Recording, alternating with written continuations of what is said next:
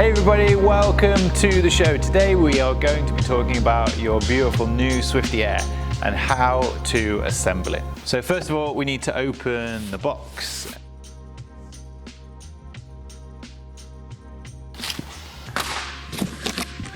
Right, let's take a look in the box.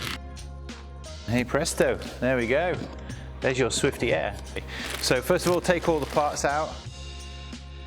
So as you can see, the rear wheel is fully assembled onto the scooter. Thanks Swifty, yeah, no problem.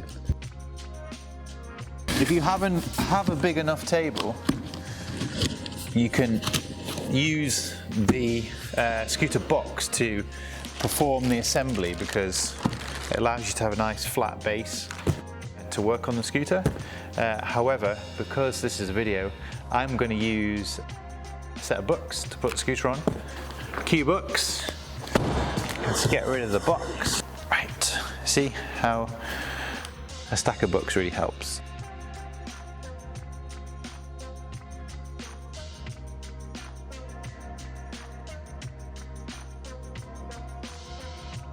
Okay, so there you have it. You have your handlebars there, you have your front fork assembly here, you have your frame and rear wheel here, and importantly you have your bits of instructions and tools. The really important warranty card, so make sure you fill this in and send it back.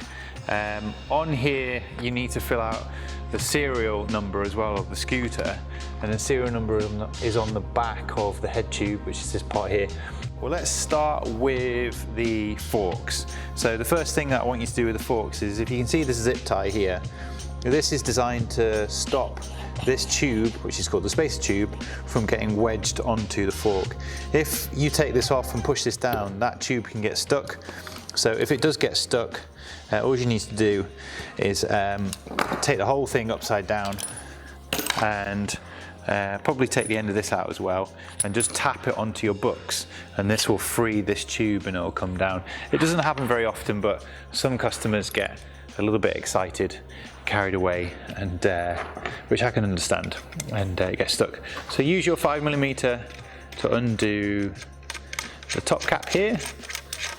It does have this little rubber nipple grommet thing that goes in there, and basically that just makes sure that it's nice and waterproof. First of all, you're going to take off your spacer ring, then take off the spacer tube, and we'll put that to one side. The brakes are also pre-adjusted, but sometimes they can need a little bit of tweaking. So all I would say is, there's another video which we'll post a link at the bottom, which is all about how to adjust and maintain your brakes. So we won't go into full detail now, but just enough to get you going. You've also got a zip tie that's here, which is holding the crown race and also stem cap, head tube cap on as well. So it's all assembled in order to give you an idea of how it goes back. So that's the crown race that goes in here. This is a plastic part, and yes, it does have a split in the middle. Don't be mistaken for thinking that that's broken. It's not. It's designed to do that because it's actually that gap allows the ring to compress and hold on to the steerer tube, which is this part of the fork. That's all designed to make the headset nice and stiff and nice and strong.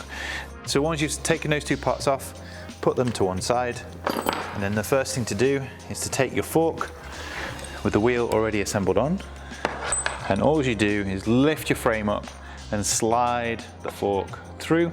You don't have to worry about the bearings. They've already been pre-installed for you. They're pressed in, sorry, I should say, not punched in. Pressed in with a machine, so they're all nice and strong. And the first thing you need to do is take the compression ring, the crown race here, that goes down, push that into place. And the next one is the cap, so push that on. This is a really tight fit, so it can be a bit tricky.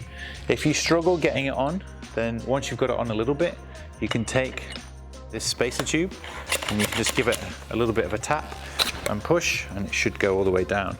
There is a little rubber seal here and if you're too aggressive with it, you can pull the seal out of place. If you do, then you just need to turn it over and push the rubber back in.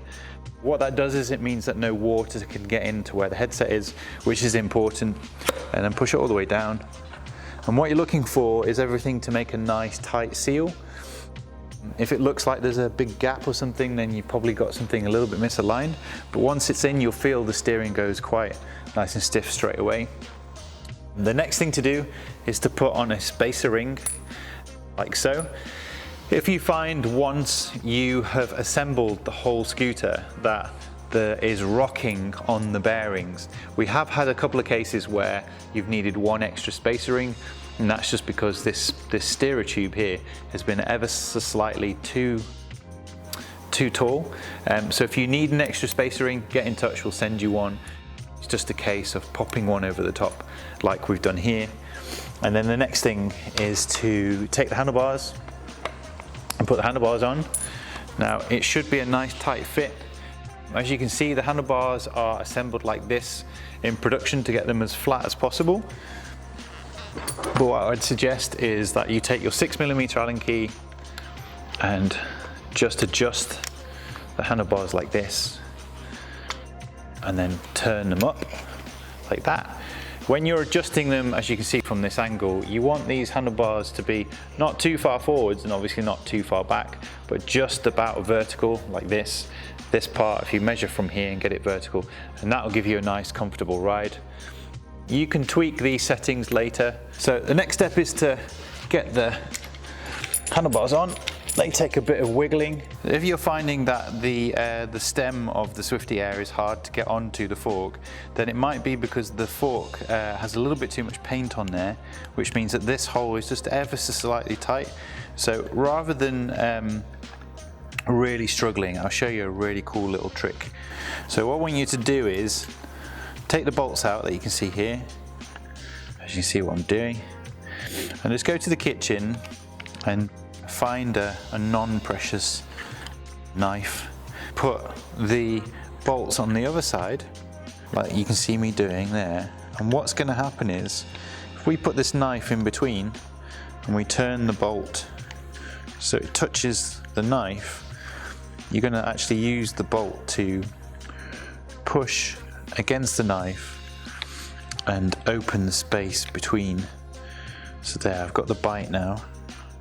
So that's there. So all I do is give this a couple of turns, and what it's going to do is open that space between the two. Like that. And give it a try. We'll take it up to here and test to see if it goes on. I need to move that out of the way. There you go. You see it's gone on really easy. So then just undo that bolt again, and there you go, it's on. So take the nut out the opposite side that we just put it in, like that, put it back in that side,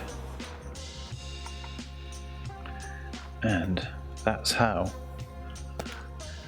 you get it on if it's a little bit tight. And then you're going to take the cap, put the cap in and screw that on now. That's a 5mm Allen key. And so what's going to happen is, once you tighten this bolt, it's going to pull all the headset together, and all of this will go nice and rigid and stiff. If there's any rock or play in this area, it means that you might need a new spacer ring. If you're in doubt, take some photographs and send them into the email address, and we'll help you out pretty much overnight. And then also align all the steering, which you can fine tune later. Sometimes the steering is best done when the scooter is on the floor. And put the wheel between your legs and then pull the steering like so. The last job is to then tighten these bolts up as well. Last thing to do really is to adjust and set the brakes. So let's start with the front brake. In the UK, the left hand brake is the rear wheel and the right hand brake is the front wheel. but in Europe it's the opposite way around. So we're going to set this up like it is in the UK. So the front cable needs to go to the right hand side. So to do that, first of all, you need to take the noodle, which is this part here, and the noodle is the curved shape of the brake, and it's a quick release function. If you push both of the levers together, you can see the noodle just comes out. I'll do that once again. So just push them together and pull, and that comes out. That basically releases the end of the cable so this can move back and forth. And you need that because on the back of the scooter, if we show you from reverse, what you're looking to do is take this round end here, put it into this slot, so nice and easy, and then you have to align on the screws. So if we push this around, and what you have to do is align the two slots on the brake lever, align the two slots on the brake lever and this slot here, and this cable has got to go through that channel and both slots all in one, like that. And that's assembled, and that allows that to sit into there. Once you've done that part, come back down to the noodle at the front here, and what you're going to do is pop the noodle back into where it was, like that, and push the little weather shield onto the end, and then try the brake, and that should be good to go. As we said, they're all pre-adjusted, and that's the front brake done. Again, with the rear brake, do exactly the same. So come to the back of the scooter, and what you can do is undo the noodle again, pull the boot off, pull that through, and then come to the front of the scooter. You can thread the cable either on this side or this side. I find if it's on the opposite side to the brake, it just sits a lot nicer, the cable, so just pull it through here. We do supply the scooter with the cables ever so slightly longer, and that's so if you want to have a taller handlebar, it means you've got the 8 centimeters of extra cable that you will need. So again, come to the back, put this into the hole, and then align up the adjuster screws so the slot is presenting itself. You might need to unscrew it a little bit and then adjust all that together. That goes into place. That's the rear brake, and then come back to the end again, and then put the noodle back in place. So take the little boot off, and I like to pull it like so. This can be pretty tricky, the rear one, so get your fingers in there and like so. That's how it should be assembled. Put the little boot back on, give the wheel a little spin and try, and that's pretty much it. So all you really need to do is read through the instructions, make sure you've done everything that the guide has said, pump the tyres up to the desirable pressure. These will go up to 110 psi. Make sure you read the side of the actual tyre itself.